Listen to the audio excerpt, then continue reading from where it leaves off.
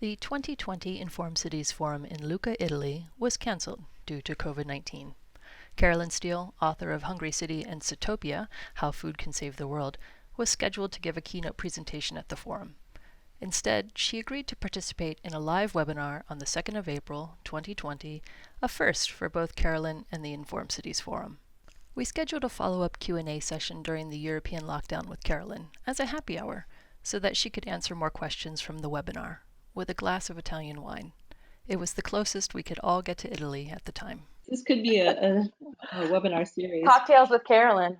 I'm pitching it.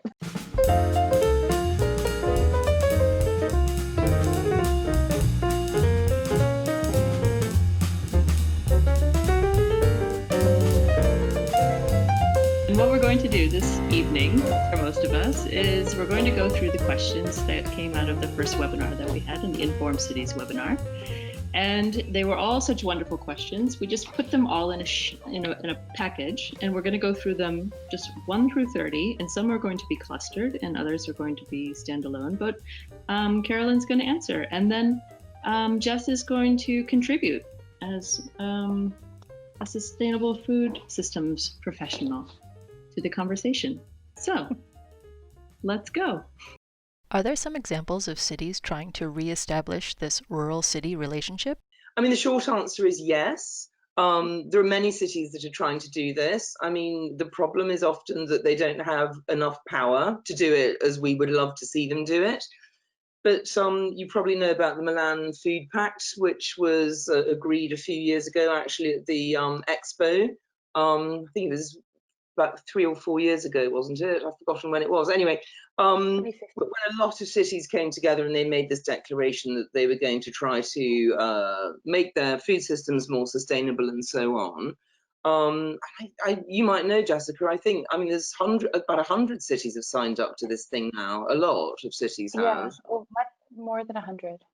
Yeah, which is amazing. So what are they doing? I mean, there are some cities, for example, Toronto, which has been onto this for a long time. So Toronto was the first Western city to set up a food policy unit within its city government. And it's brilliant because all the other departments feed into it and they sort of say, okay, what is the impact of this new planning policy or this new health policy or whatever it is on the food system in Toronto? And they support a lot of local food charities and they try to strengthen urban-rural linkages, you know, sort of food networks and stuff.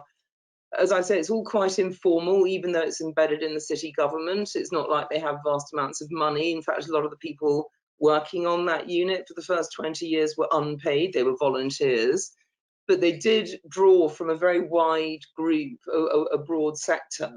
And you know, so they brought the kind of the big picture stuff into the city thinking. So it's a model that actually many other cities have subsequently tried to copy. And you know, there are many cities, for example, another one in Brazil. I know there's lots of efforts going on in cities like Belo Horizonte, for example, where they're explicitly trying to protect and strengthen the kinds of local linkages that feed food markets, because they're very concerned about, you know, basically people being able to get access to affordable, healthy food. So there's a lot of emphasis going on preserving the markets. That's also true of a city like Barcelona, for example, which actually has a regional food policy that they put in place about 2 or 3 years ago. And part of that is preserving land around the city, so keeping it, making sure it stays as farmland, and also a lot of investment in the markets, in the city markets. So instead of expecting the markets to just be able to kind of make money on their own like they do in the UK, they actually understand that the markets are a social resource and a resource for the city, and they invest in them and they subsidize the cost for stall holders and stuff to have a stall.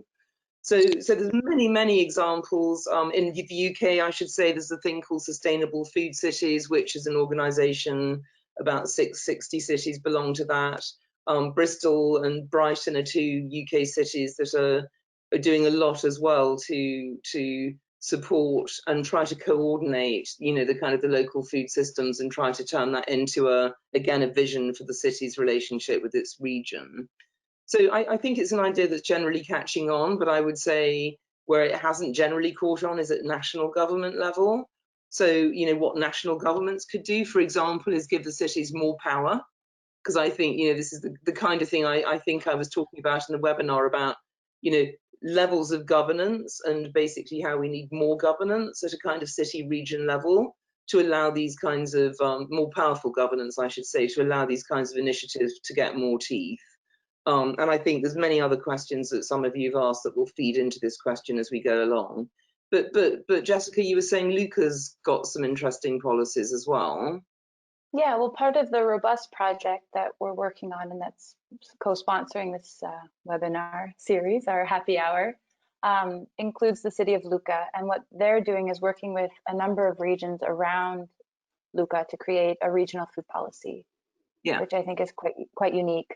We also, in the Robust project, have Ada, which is a small town near Wageningen, so an hour from Amsterdam. And what we're seeing in that region is that it includes a sort of urban center and a lot of rural areas. And they've developed a food policy that tries to integrate the countryside with the city. And I think this question of integration is really key, and it links to what you were talking about as well with the national level. So we see this sort of rural urban integration, but we also need to see this vertical integration. Yeah, absolutely. That's really key. I just did a quick Google, and I will say the Milan Urban Food Policy Pact now has 209 cities registered. That's amazing. That's growing, which is very encouraging. Yeah, it is indeed. Yeah, and the other thing, just to respond a little bit more to Sebastian's question about city-rural relationships, is if you check out the City Region Food Systems website that's hosted through the FAO, through the Food and Agriculture Organization of the United Nations, they have a toolkit and a lot of resources, as well as really concrete case studies around cities that are trialing this approach of city region food systems, which I think because a lot of it is going to be also about cities learning from each other, which is the idea behind the Milan Food Pact as well. Yeah, absolutely. And I think this idea of cities learning from each other is really exciting and something to keep tabs on. Yeah. Mm-hmm. Yeah. Great. Okay. Well, that's a big question, but we can come back to that. First one done. First one down, 29 to go, whatever it is. No, it's 32 to go. What is your opinion about projects like Plenty, vertical farming? Do you think it's a starting point for us, or do you think we need to go the other way? So this is basically vertical farms, and it's non-accidental that they're funded by kind of tech giants and big investors, which already tells you something wrong about them, in my opinion, which is do we really want our food to be owned by Google, kind of thing, that kind of conversation again. I think I haven't got COVID-19, but I do have a sore throat, by the way. The answer is that, I think vertical farms can play a part in feeding cities in future. I mean, they already are playing a part in feeding cities.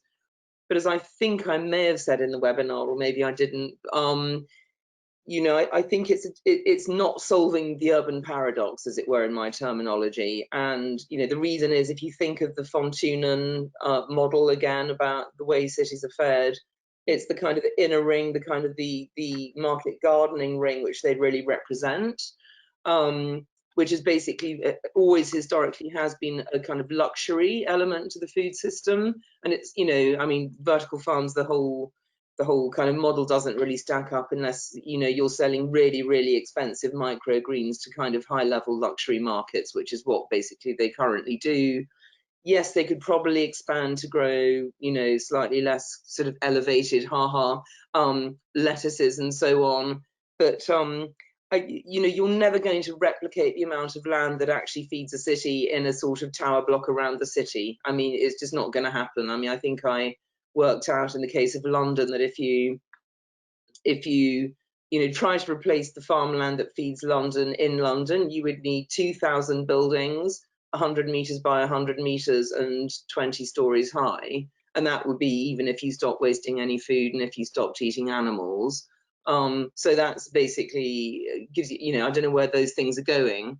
And I don't know who's going to pay for them, and I don't know who's going to own them. And, you know, for me, vertical farming raises so many issues to do with, as I say, the fact that, you know, if we can't even pay farmers to farm land, then the additional infrastructural cost of building buildings and LED lights and all the rest of it to pay them just makes the food very expensive, more so than it needs to be, in my view. Secondly, yes, it appears to be growing food in the city, but actually the nutrients are coming from somewhere else. So, you know, you're not really growing food in the city at all. It's a bit of an illusion. You're not joining the nutrient cycle up. Thirdly, the question of ownership. I mean, all the vertical farms I know have got millions of dollars of investment behind them from people like Jeff Bezos. And as I say, I don't really want my food to be owned by Jeff Bezos. Thank you very much. So there's issues. Having said all of that, it does make sense to grow some foods indoors. Of course, you know, we already do that in buildings known as greenhouses. We've been doing it for hundreds of years, and that's not particularly new. Yeah, it's making more and more sense to stack the plants up in the greenhouse. Of course, it makes sense for the food to be near the city. That's all good. So, I mean, I'm not against these things. I just think they get way more PR than they really deserve, and they're not the answer. They could be part of the answer. That's where I'm at on vertical farms, for what it's worth. How are animals farmed and consumed in Sitopia? Yeah, this is a brilliant question. I mean, they're all brilliant questions, very interesting questions.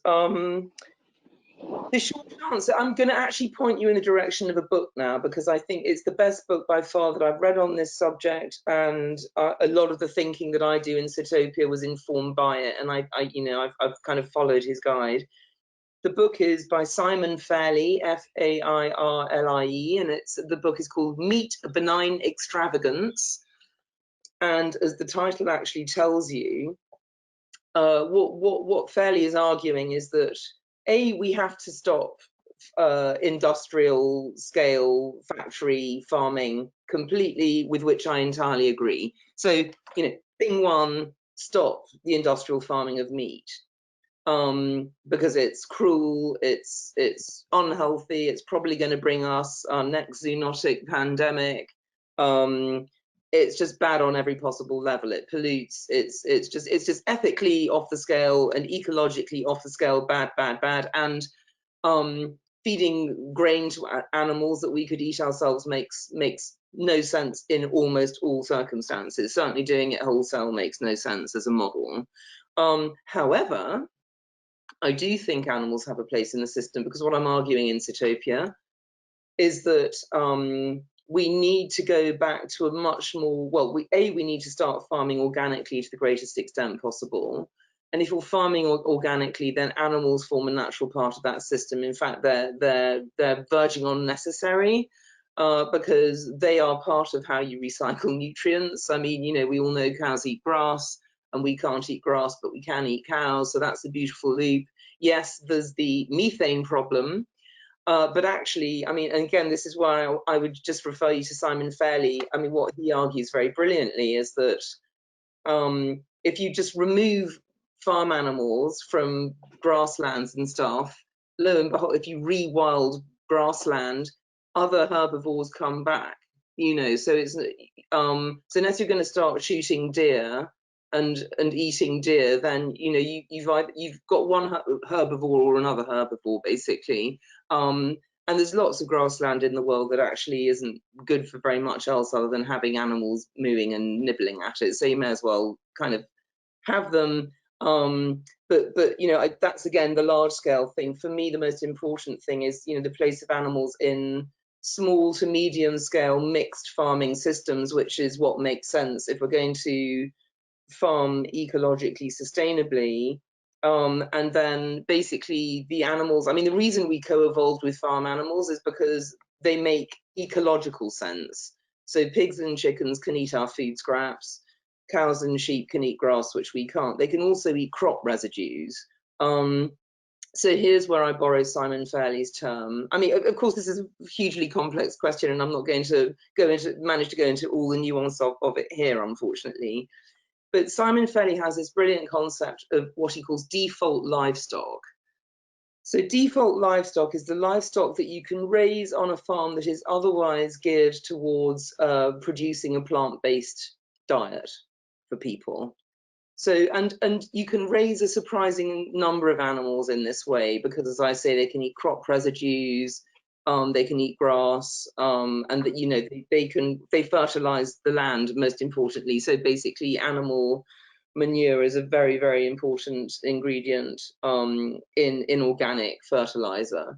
So, but you know, if you look at the way we used to farm traditionally, that was how we farmed. You know, there were a few farm animals that kind of were hanging on the side of an otherwise plant-based production. That's what a lot of farming was.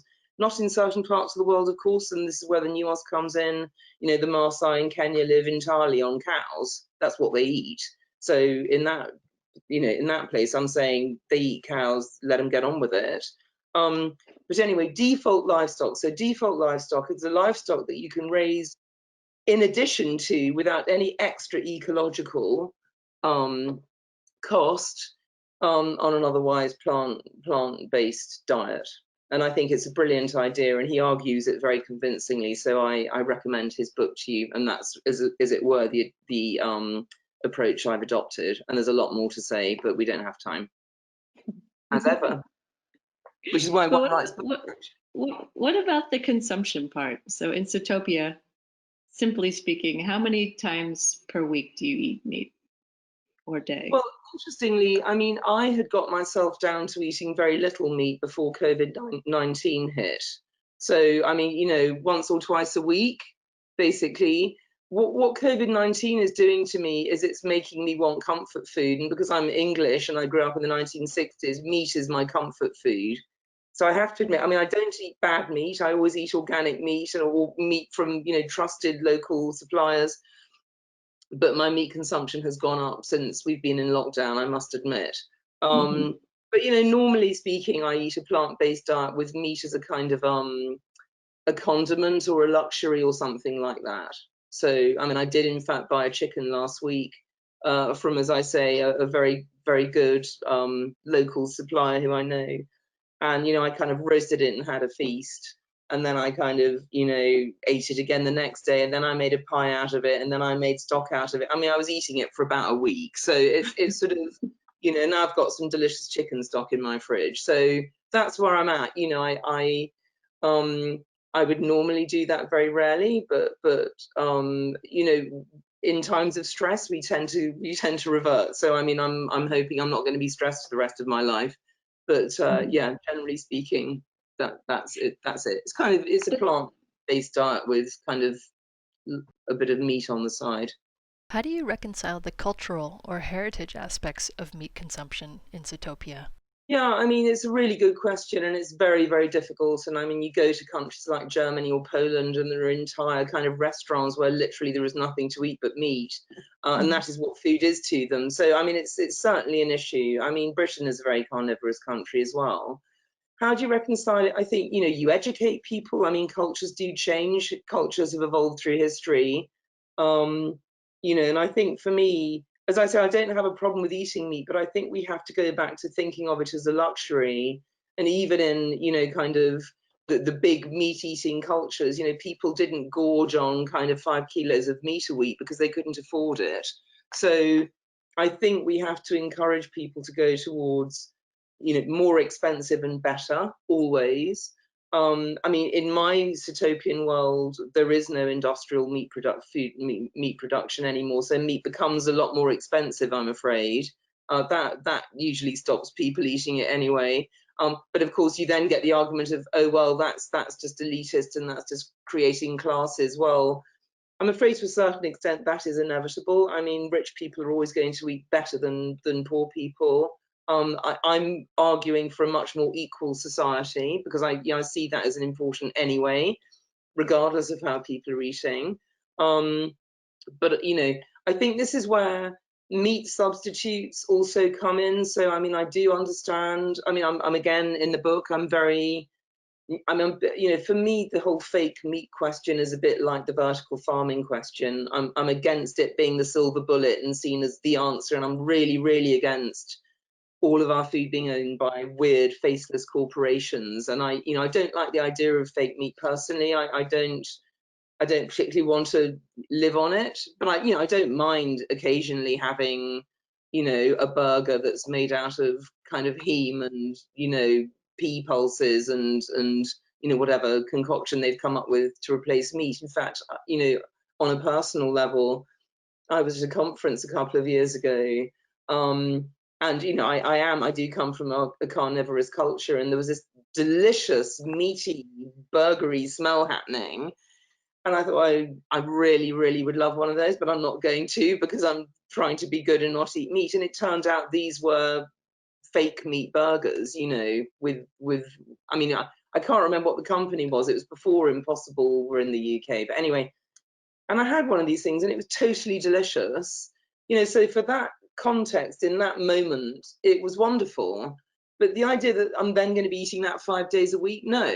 I'm not. In fact, I haven't had one since. It was a moment in time. So I think we're much better off if we can. There are many vegetables. Mushrooms are umami-ish. Seaweed is umami-ish. There's lots of things that naturally taste umami-ish and give you that hit that don't require you to have a slab of steak in front of you. So I think, however carnivorous the cultures are, I think our job is to actually, if we steer away from cheap industrial meat, they're going to sort of self-regulate anyway to an extent, because, ironically, industrial meat is going to end up, if we internalize the true cost of the food, and this is obviously something that has to be done with taxation effectively, it becomes unaffordable anyway. And, my argument is that it is unaffordable ecologically and ethically. So we may as well make it unaffordable financially. Well, just ban it, actually, just stop doing it. So it's not easy. There are no easy answers to this, but I think, cultures do shift, and it's just a message that we need to just be sharing and writing about and talking about and saying, we're here and we need to get here, and there's lots of ways we can do it, and everything is part of an answer. But in the end, it has to be a culture shift that we're looking for. Yeah, no, I also agree there should be no silver bullets. And what I think is important to really highlight from what you're saying is this idea of these tensions that we have to start addressing at a societal level, because there are political decisions that need to be taken around, what do we value, what do we cost, where are we going to put our money, and also this cultural dimension. This is something that's going to take time, and something I think that in a lot of food conversations doesn't get enough airtime. That we really ignore the idea that we have in these moments of tradition, or these moments of crisis, this desire for something comforting.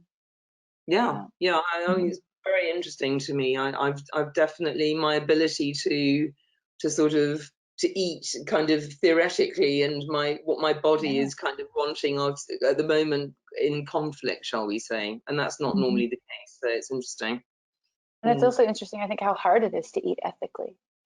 I have a PhD in food policy, and I can stand at the counter of my organic store and just try and decide what to eat based on my knowledge, and it's paralyzing. And you'd almost stop eating if you really started to think too hard about it. I have the same problem. I can trance, in front of food and kind of go, which one's better and which one should I? Yeah. It's much better actually to have regular relationships with food producers you trust, and just let them feed you, rather than going into, as I do, I also go into kind of philosophical meltdown. Can do. Yeah. But I think that's also how the industrial food system works. We buy this food because we trust it. Yeah. It's about the types of relations that we build, and we need to start trusting different people. Yeah. How do we cope with the huge differences in access to land, knowledge for different social groups, and between regions / parts of the world, beyond the Western perspective? This is a big question.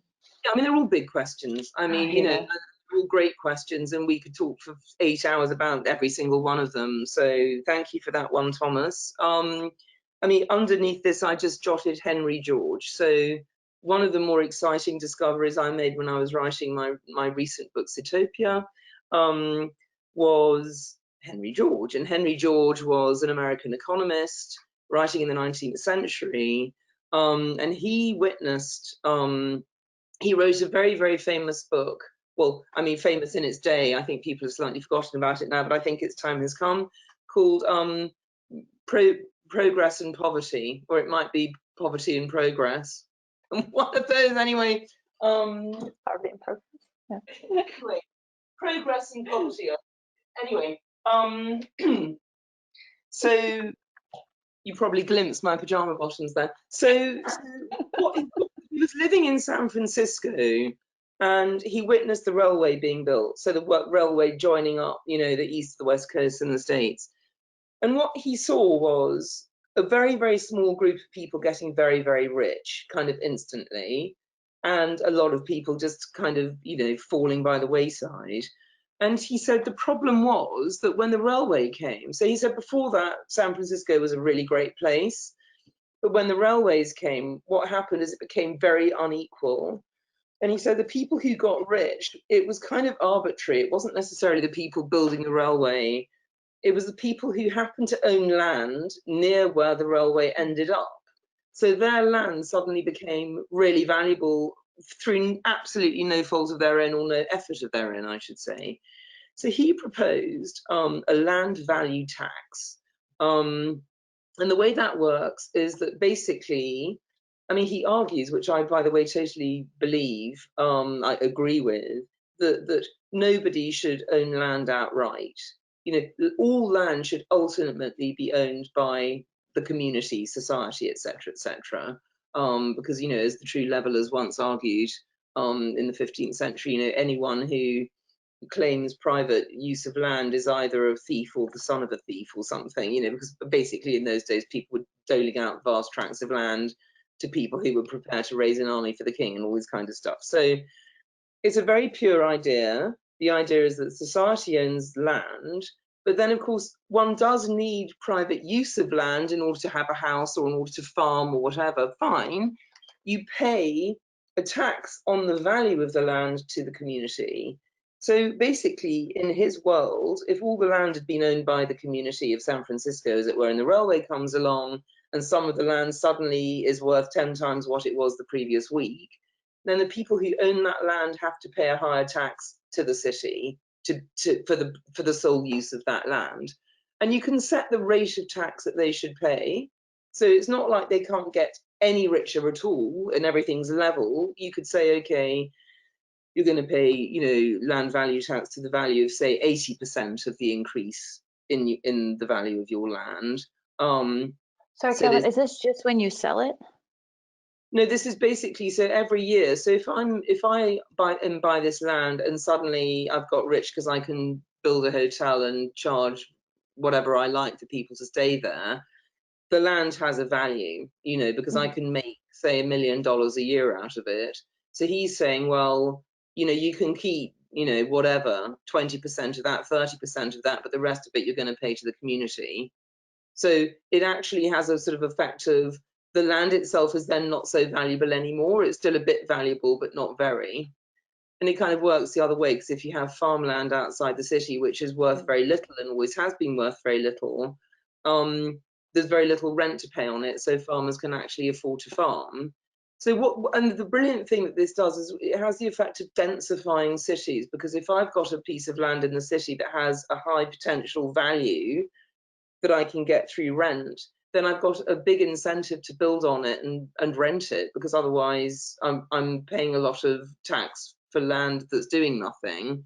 So in a weird way, I mean, again, it's another book you have to kind of go away and read to get your head around it. It has the effect of, shall we say, intensifying cities and intensifying the countryside and leveling out the relative value of land. And it was one of the big ideas behind Ebenezer Howard's Garden City. And that's how I discovered it, in fact, because I was reading about the Garden City and I came across Henry George, and I think it's a brilliant idea. I mean, obviously the devil is in the detail, how you actually would kind of put it into practice. And you'd have to do it sequentially, because we couldn't go from a totally landowning world to a totally, you know, the community owns the land type world in one go. It would have to be gradual, but that can be done as well. I mean, in fact, it is part of the Green Party's in the UK. It is part of the Green Party's policy. So I think that's one very interesting idea. And you then said beyond the Western perspective. Well, I mean, you know, I think one of the things that, I mean, I do focus a lot on the West because I think, you know, that a lot of the issues that we faced came out of this trajectory that we're on in the West. And then the question is, you know, to what extent those get replicated in the global South, or the extent to which the global South develops in a different way. I think there's huge amounts to be said for the global South not following the Western trajectory, shall I say, and we should be helping in that effort. But I mean, land value taxes make a lot of sense in the developing world as well. You know, people need access to land in order to flourish. It's basic. And if they only leave the, you know, rural areas to go to the city because they can't survive, you know, because people don't, you know, there are, I mean, if we can strengthen urban rural linkages and people can earn a living farming by feeding the city, and we pay enough for food, then there is an incentive to stay in rural areas. And, you know, so all of these things are connected. But I mean, I think, you know, if the model works for the West, it works for the South as well. Anyway, it's an interesting idea that I came across that I think could be a very, very valuable part of the puzzle. Yeah, I think so. I think there's also a lot happening around Europe, around the commons now, which is pretty exciting, with groups trying to reimagine land ownership. I know in Scotland it's got a lot going around. In Italy as well. France, yeah, it's Italy, huge. So I think this is also something curious to explore. Yeah, I mean, it's very much a partner idea to the whole idea of reviving the commons. It sits alongside it very nicely. Yeah, no, very, very good point. Very good point. I think we also just have to say that there's a real gender dynamic too when we think about access to land that we can't ignore. We won't talk about it now. Yeah, no, go on. What do you mean? What do you mean a gender dynamic? Well, just all the research shows. Oh, maybe Carolyn, I don't know if you want to. Well, no, I was just going to say, I mean, a friend of mine who wrote a thesis on this in Kenya, Diana Lee Smith, she was looking at a group of Kikuyu women in Kenya who they were all migrating to the city from their villages, and she was trying to work out why. And she did a study, and it turned out, as you rightly say, Jessica, that women were not allowed to inherit land in their villages. Only men could inherit land. So if they didn't, you know, have a husband, basically, they were a stateless person, sort of thing. And a lot of the women were saying they'd actually rather live in the countryside. They'd rather stay if they could own land and have a house. So she was actually working with the tribal elders to try to get them to basically, you know, wise up and change the law so the women could stay. You know, so yes, I mean, on that level, I mean, historically, there's been huge gender distinctions between who can and can't own land. I think we also see it in Europe with, you know, the farm automatically going to the eldest son. Or, you know, the boys getting the farm, even if the woman wants to, the daughter wants to still farm. Yeah, there's a lot of just assumptions and gender sort of division of resources. Or when you marry, maybe the farm goes into your husband's name. Don't do it, ladies. Co-ownership. Co-ownership. Yeah, no, exactly. Or just get your name on that deed. Yeah, just treating humans as humans. Yeah. We're still working on that. In your opinion, will COVID-19 help us reassess and revalue food in our society? What do you see as the biggest opportunity for change in the COVID-19 crisis? Yes, I think it will. I mean, it's very interesting that you know, I've been saying, did I actually say this? And I can't remember what I said in the webinar now, but I mean, I think, you know, our train has ground to a halt that was going straight like this. And I think we're at a really, really interesting crossroads now. And there's a set of points that we would have just blasted over, but now we can see them. And we have a choice as to whether we go this way or this way when the train starts again. And I see the next 2 or 3 months as absolutely critical time in which to make the argument that we go kind of this way, that way being valuing food, and basically doing all the things that, you know, as it were, I talk about in the book about making good Sitopia. one thing that COVID-19 has done is made food visible to people to whom it was invisible before, and that's, I can't overemphasize how important that is. Empty supermarket shelves was just such a shock to people. You know, the idea that, you know, entire supermarkets could be stripped out like this, we haven't seen it. I mean, in fact, we saw panic buying. I wrote about it in Hungry City, actually, you know, about 15 years ago, when there was a fuel strike, a lorry driver struck over fuel costs, and deliveries weren't getting to supermarkets, and there was a bit of panic buying went on. It was minor compared to what we've seen now. So I think the fragility of the food system has become visible to policymakers, and this is really, really important. But I think food, you know, food has become visible to the everyday citizen as well, not only because they've suddenly started to realize that they can't take full supermarket shelves for granted, but also they're stuck at home all day, and what are they doing? I mean, you know, it's very interesting to me that, you know, you can't get eggs or flour for love nor money, because lo and behold, people have rediscovered home baking because they're at home all day without very much to do. Well, some of them have got plenty to do, but, you know, more people are at home with not much to do. And even though the foods that people ran out of, you know, that supermarkets ran out of at the beginning were dried pasta and pasta sauces, you know, I mean, it's a terrible indictment on the British diet that basically loo roll, dried pasta and pasta sauce were the three things that the supermarkets ran out of. There was plenty of fresh food, but apparently nobody wanted to buy that. So okay, and I do understand mentally it was to do with stockpiling and what's going to last if I can't get out for 2 weeks, etc. But nevertheless, I think people now are getting much more adventurous. I mean, you can see it on Twitter. I'm sure it's the same in the Netherlands and in Germany, is it? I mean, you know, that people are, that they're starting to rediscover cooking. And I think, you know, once the joy of that has kicked in again, people aren't going to forget it. So I think, you know, on that score, there's going to be a really positive potential outcome from COVID-19.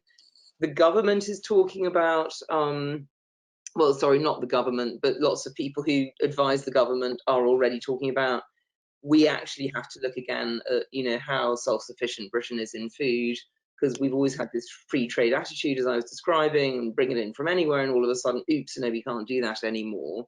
So I think there will be a reassessment of how much food should be grown in Britain, which of course, you know, you could say is protectionist and isn't necessarily good, but I think just the idea, I mean, literally, I kid you not, the Brexit nutters a month ago were kind of saying, oh, we don't need farmers at all in Britain. You know, I mean, and I don't think they're going to be saying that now. So that's good. You know, but bad stuff can come out of it as well, because of course we're seeing small scale producers struggling, you know, small scale independent shops struggling. And I'm really, really worried actually that we're going to have a massive loss of the kind of the smaller scale out of the food system, leaving the field free for the big guys to take over. So the supermarkets are doing really, really well out of this, and they were already pretty powerful before. So as I say, I mean, you know, I am doing my utmost to support my small scale local suppliers wherever I can. And I think we all need to do that. And, you know, I think we also need to make the argument that we need food back at the center of our lives. And as COVID-19 has shown us, you know, if you stop running around and start taking time, there's a huge amount of pleasure to be had out of something as simple as growing your own food, cooking your own food, sharing food. You know, it should be at the heart of a good life, and I think many people will rediscover that. So I'm very, very happy about that.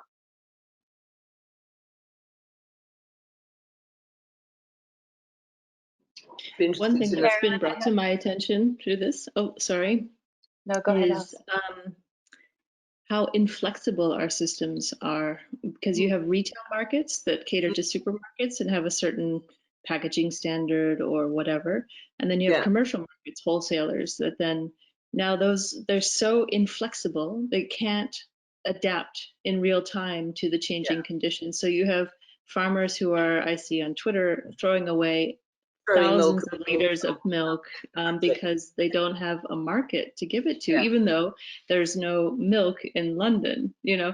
So it's this mismatch too. So there's plenty of food, There's Yeah. plenty of food. There's just not a way to put it in the right hands at the right time. Yeah. And I think this is an important structural, looking at these structural systems will be really important in the future as well. Exactly right. Yeah. No, I mean, I think it is going to, as I say, it's making food visible to everybody, including policymakers. And I really, really hope that politicians realise they can't just leave food to the market in future. So that would be a really, really major win if that happened. Yeah. Jess, you were going to say something before I overspoke you. No, I overspoke you. Yeah, I think the structural issue is really key, and it's a real reason why people are starting again to reconsider these city region food systems, which is sort of where we started. And I think that in 2007 and 2008, there was the food price crisis, and a lot of thinkers around food thought that this would be a moment for system change, and we didn't see that system change. In fact, we again saw reinforcement of the power of supermarkets. And so I think we need to be very cautious moving forward to make sure that, again, as Carolyn hinted, we don't go necessarily that way. And I also I couldn't let it go, Carolyn. I'm someone who loves cooking. I take great pleasure in it, but I think we also need to recognize that for a lot of people, it's a real crap job. But I think we need to get back everywhere. I mean, that's all I'm saying, really. Look. Oh yeah, I just said that. But not every night, and not expecting to pay nothing for it, and not, never thinking about the people who make your food. Could you say something more on what kind of governance we need? Yeah. I mean, this is a really, really big one. I mean, I think, I probably briefly said that I think we need nested governance, and we were just talking about the commons. The reason I'm so excited by this idea is that it comes out of Eleanor Ostrom's work in, how shared resources are managed. And basically, it is that idea that you have as much agency as possible at the local level. So, basically you let people run their own lives until they make such a hash of it that somebody else has to step in. So, for example, this would be, we were talking earlier on about cities having more power to plan their regions and their food systems, for example. So, I mean, cities already do have power, to feed their schools and to feed, prisons and hospitals and so on. So there's, but that could expand up.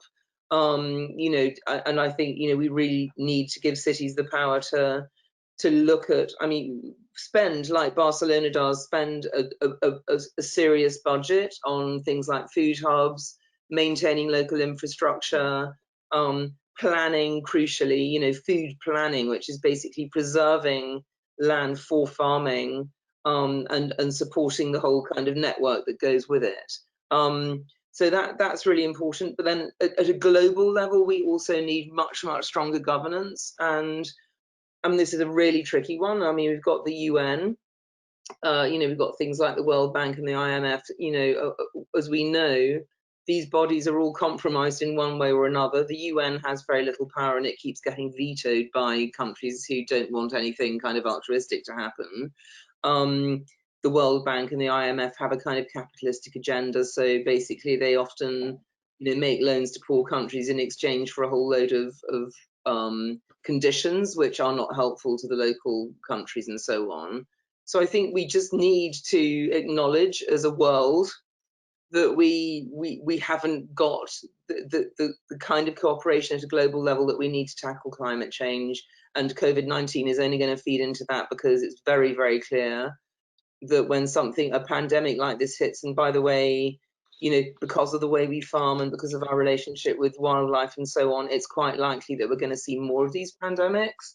So, I think, the idea that we're not in this together is pretty much, has been killed off by this virus, along with quite a lot of other people. So a new body that is none of the above, I would suggest, with the explicit agenda of dealing with global threats together, I would say. And interestingly, Gordon Brown, who was Prime Minister in the UK when the 2008 banking crisis hit, he's already putting together a global consortium of leaders basically to fight COVID-19. And he's doing it because he says, the current government is just, they're very kind of buccaneering, go it alone. They don't get the need for global cooperation. That's very vague and woolly. I mean, you know, if I was a political scientist, I'd probably demand more detail on that. But, you know, that's the principle. More agency at local level, more cooperation at global level, and then a series of layers in between. I'd like to see that diagram.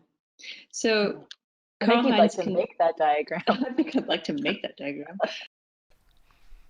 Next year, a UN SG Food Systems Unit will be organized. What needs to be a key focus for that conference? I mean, that's really exciting and that's brilliant. And I think, you know, I mean, I often put, I think I did in my talk, didn't I, the Lorenzetti inside the Sustainable Development Goals, because basically you can address everything through food. I mean, you can literally address every single development goal through food. Key focus for the conference, I think the value of food. I think, you know, there's a lot of ways in which the value of food is undermined by global trading and so on, and there's power games that go on.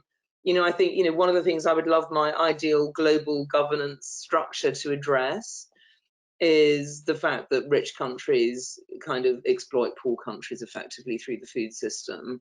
So I think this has to stop. It's obviously what fair trade was trying to do, but you know, it was a charity. You know, I mean, we need this kind of, we need to trade fairly across the world, and clearly we need to, shall we say, pay developing countries not to destroy their landscapes to earn money by feeding us. You know, which is, if you like, the palm oil conversation or the beef in Brazil conversation.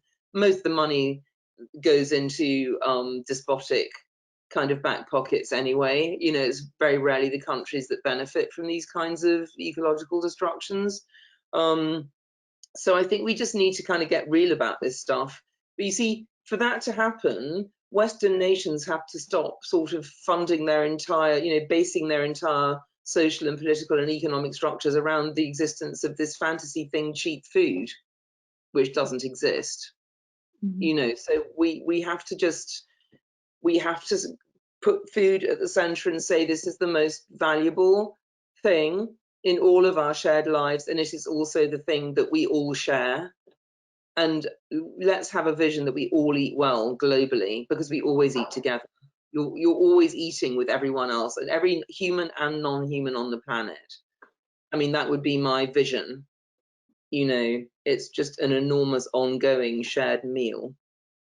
I am an architect and the son of a very skeptical farmer. I'm urging him to lobby for Sitopia, but he won't listen. What is your best argument to convince him it's the best solution for us all, especially for him? Well, I'd love to know, Enrico, thank you so much for this question. And congratulations for trying to persuade your father. I know that's very hard. I tried to persuade my parents about not buying industrially produced chicken, but they went through the war, so cheap food was, they were hardwired to want it and to think meat was really important. So that I'd get them to change their habits for a bit, and then they'd sneak back when I wasn't looking. Anyway, so I get the problem. I'd love to know more about your father. Why is he skeptical? What kind of a farmer he is? I'm presuming because he's skeptical that he must be farming industrially in some way, probably using a lot of chemicals, lots of pesticides, etc., etc. So what I would say to him is, I get it. You know, you are in a culture where, actually, I don't know where you're emailing me from. You sound Italian. So I don't know whether your father's farming in Italy, in which case he doesn't live in a place where people don't value food. So I need more background to answer this question properly. But assuming that his thing is, people don't want to pay for more for food, so you're never going to get them to change, so I'm just going to carry on doing what I'm doing. I would say that's just simply demonstrably wrong, because there are so many examples. I mean, I'm going to give you one really interesting example. Knepp Castle Estate in the UK, they were going down a black hole very, very rapidly. They were commercial grain farmers, but they were farming very dense clay-like soil, and they just couldn't make money. You know, they were just literally on the margins the whole time, and their landscape was monocultural and it was totally lacking in biodiversity and stuff. And about 15 years ago, they just went, look, we can't carry on like this. We have to stop. And they just stopped farming, completely just stopped. And then they were amazed to see that, you know, wildlife started creeping back onto their farm.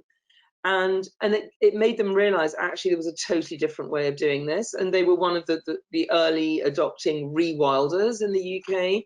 Now, I'm not saying all farms should be rewilded, because we would starve to death if that was the case, but they are now a global phenomenon.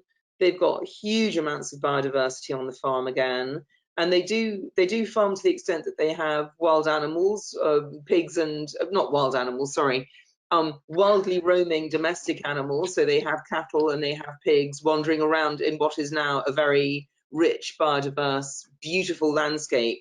But their main income now is tourism, because they have people coming from all over the world, because they've got really unusual, they've got nightingales back, which are becoming extremely rare. They've got all sorts of birds and plants that have almost disappeared in the UK that are coming back.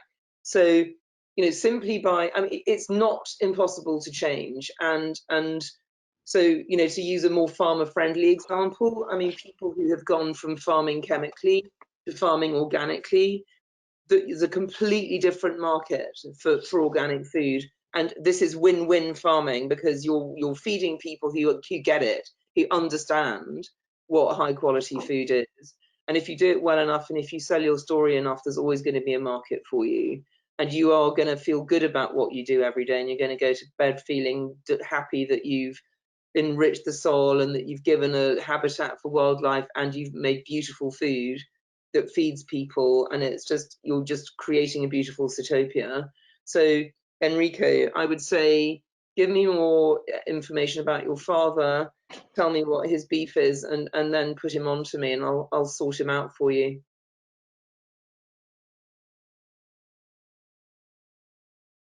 I have a question for you about this, because two of your examples led to what we call multifunctional agriculture. So it's about, farming and being a knowledge center, or farming and tourism. And part of that worries me, because it gives the impression that the only way to survive in a Sitopia farm is to sort of do this multifunctional agriculture, which requires unique skill sets, but it also means taking time away from food production. So how do you balance that? Well, I mean, I completely agree with you. I mean, I don't think farmers should have to have tourists on their farm in order to make money, but of course I'm saying we should be paying more for food. Yeah. We simply have to pay more for food so people can actually earn a living feeding us. I mean, it's just insane that we don't do this. How could we not do this? And of course, there are many farmers in the UK who make a very good living just farming, but they're at the high end. But, anyone who farms at a big scale or industrially is always they're struggling, because they're part of this kind of race to the bottom kind of model. I mean, the Netherlands is a classic example. I mean, the Netherlands has got some of the largest scale, most ruthlessly efficient industrial farms, in the world. And these farmers, they have to get bigger and bigger and bigger, and they have to treat their animals worse and worse and worse, and they're making less and less and less.